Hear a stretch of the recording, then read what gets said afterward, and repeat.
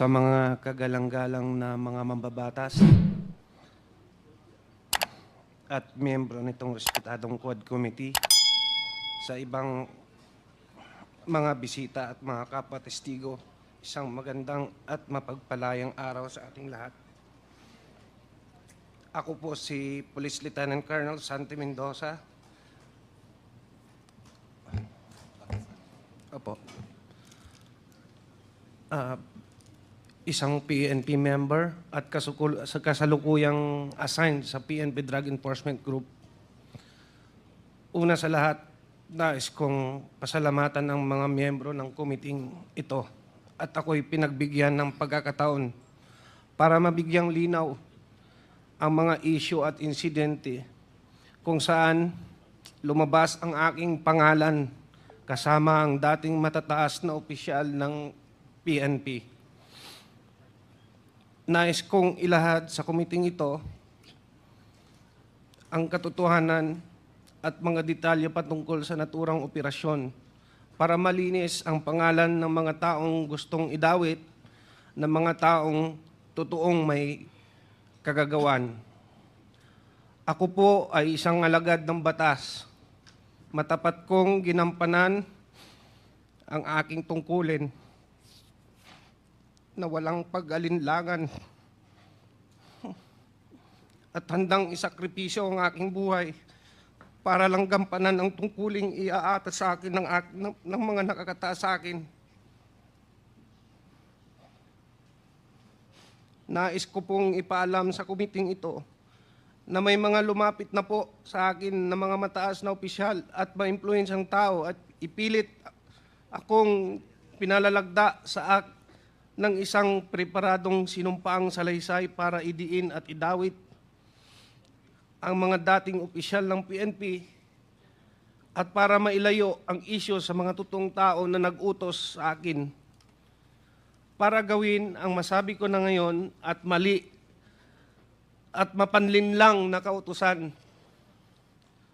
Ako po ngayon ay voluntaryong magbibigay ng aking nalalaman at ilalahad ang aking naging partisipasyon sa isang pangyayari sa aking pagkakaalam ay bahagi ng aking tungkulin bilang isang tagasugpo ng salot ng ating lipunan, ang iligal na droga.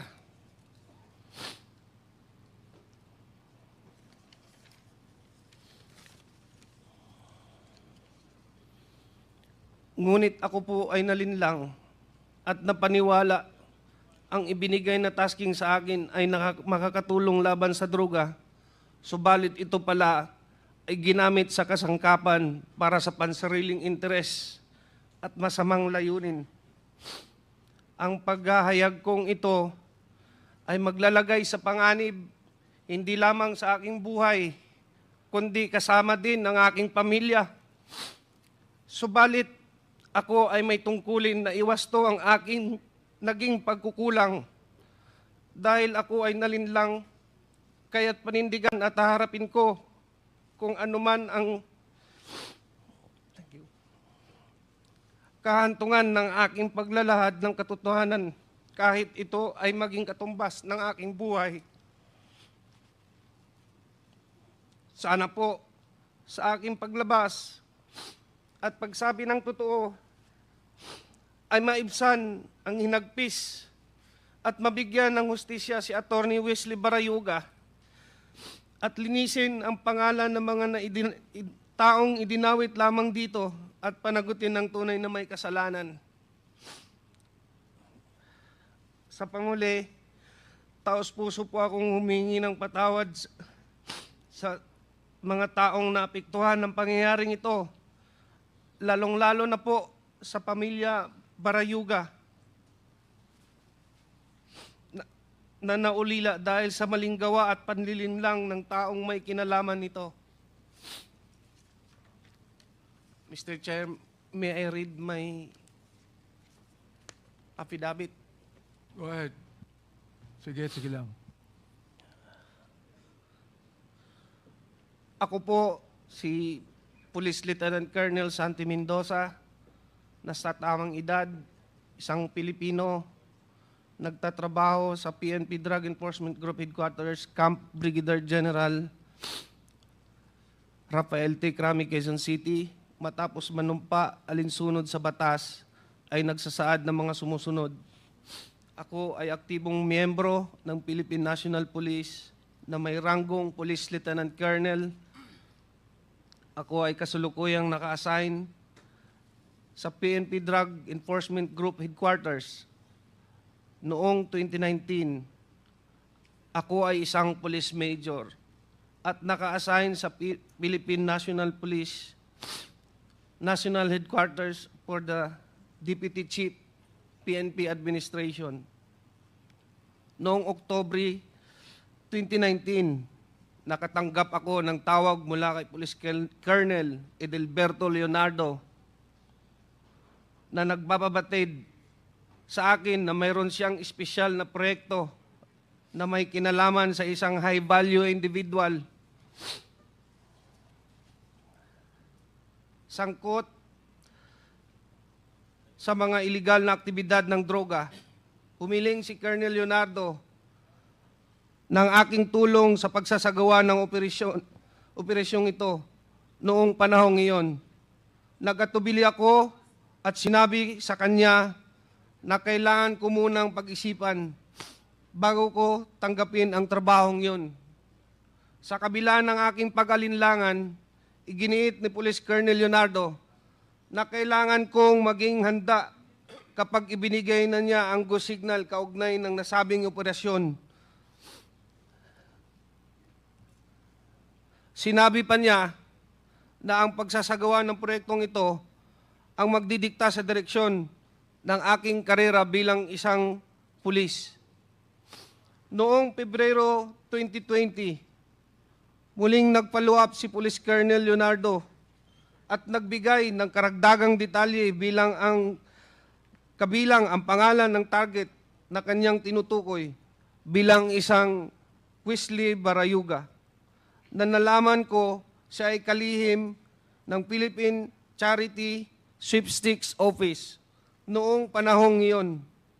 Binigyan din niya ako ng sinopsis na naglalarawan sa umano'y pagkakasangkot nito sa iligal na droga.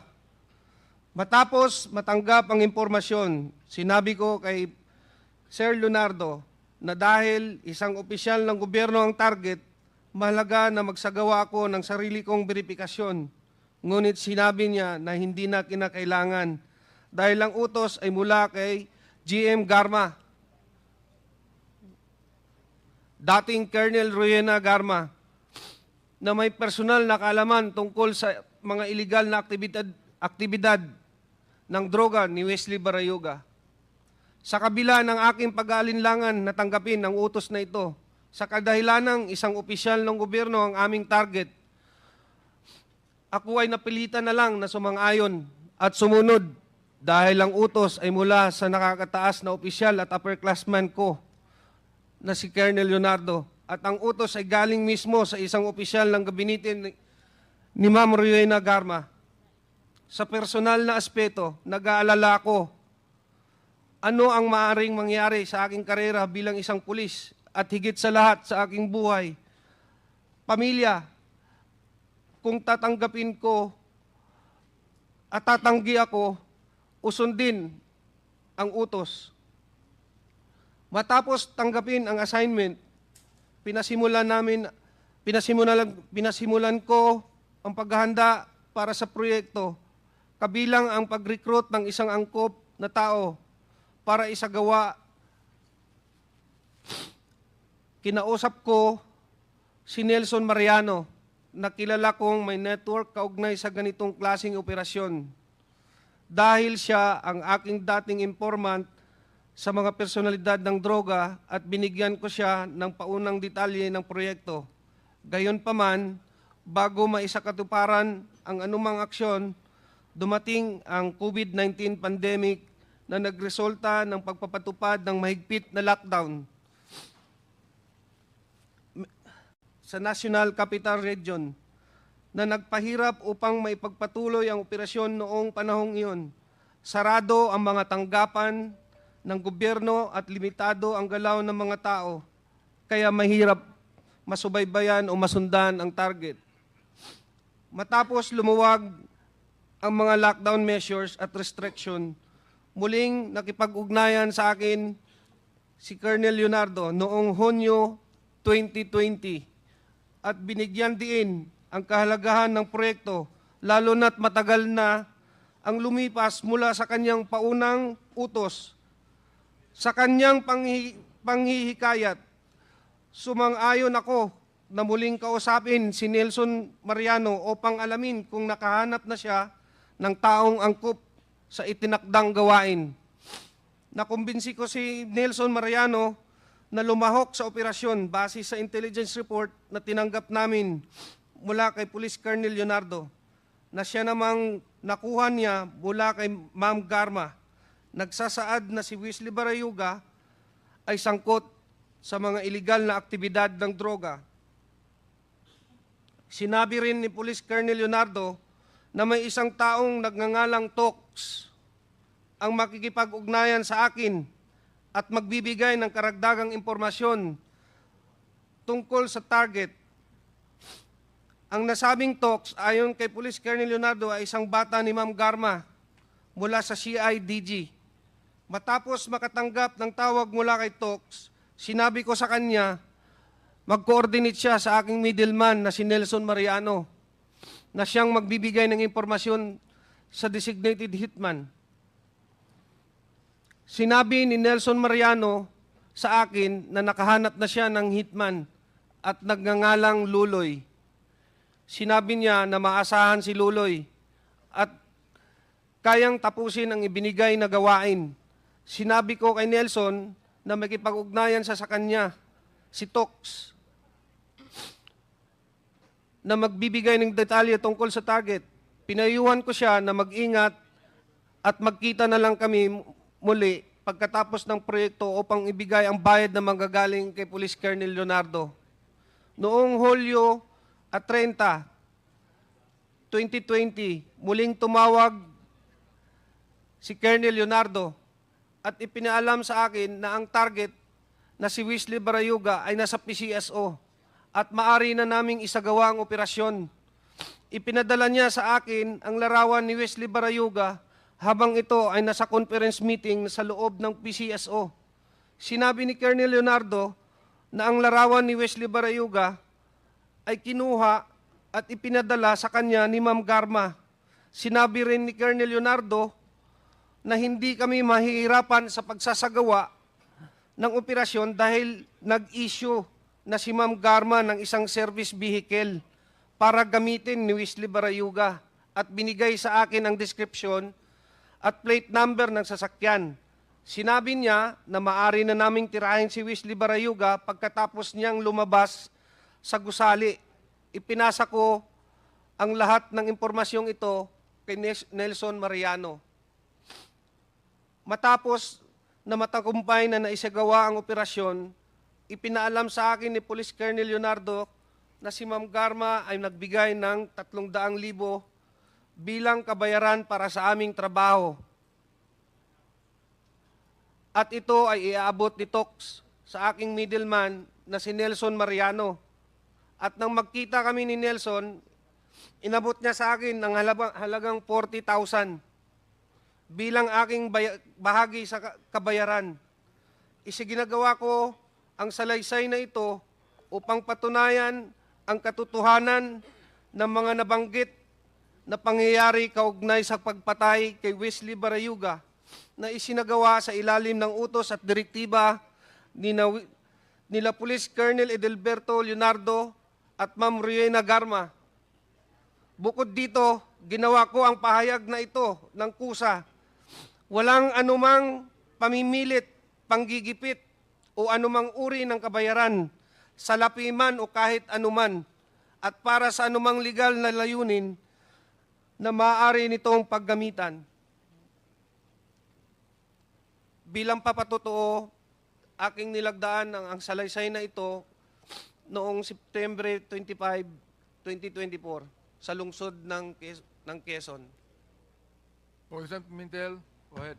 Mr. Chair, can I proceed with my interpellation? Go ahead, go ahead. sinabi na naman ni Colonel Mendoza dito sa sinumong sa Mr. Chairman, Alaysay. this, with due respect, Congressman Pimentel, can you play the video, please, before you interpolate, Mr. Chairman?